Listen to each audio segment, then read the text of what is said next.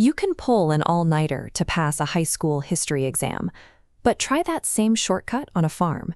If you forget to plant in the spring and play all summer, you cannot simply cram the harvest in the fall. Nature is a natural system that requires a process. It doesn't respond to last-minute effort. For the last 50 years, we've been told a different story called the personality ethic. This philosophy treats human effectiveness as a machine to be tricked with quick-fix hacks, things like smile training, influence strategies, and superficial charm.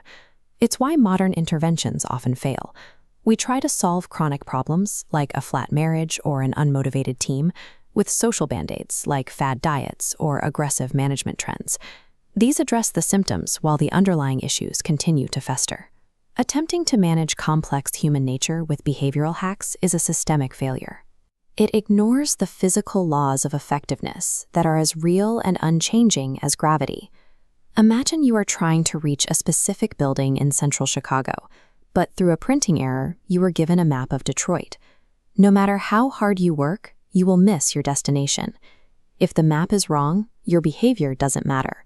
You could double your speed or try to think more positively, but you'll only reach the wrong place faster or be happy while you're lost. We all carry these internal maps in our heads. We call them paradigms. These are the conditioned frames of reference that dictate how we perceive, understand, and interpret the world around us.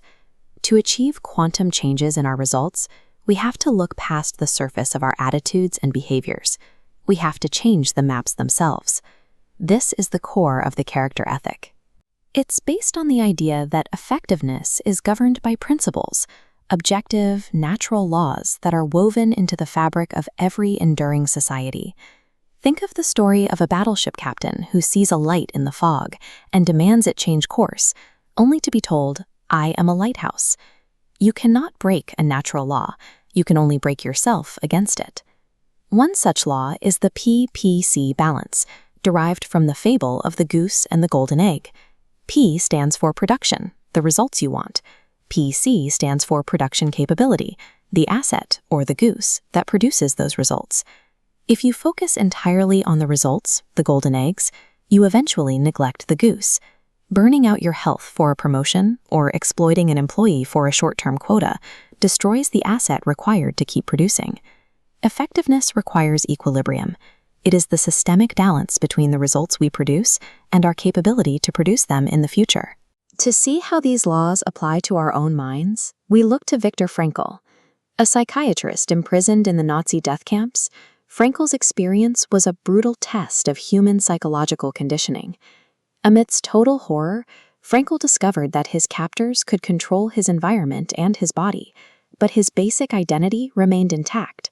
He realized that our environment does not have to dictate our internal state.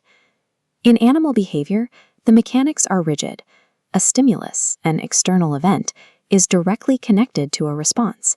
The animal is programmed to react based on instinct or training. But humans have a different architecture. There is a space between the stimulus and our response. In that gap, we have unique endowments: self-awareness, imagination, and an independent will. This is what it means to be proactive. It's the recognition that our behavior is a product of our conscious choices, rooted in our values, rather than a forced reaction to our circumstances. We are often told that independence, the ability to do it all on our own, is the ultimate goal of self-improvement. But look at the maturity continuum. We start independence, needing others to take care of us.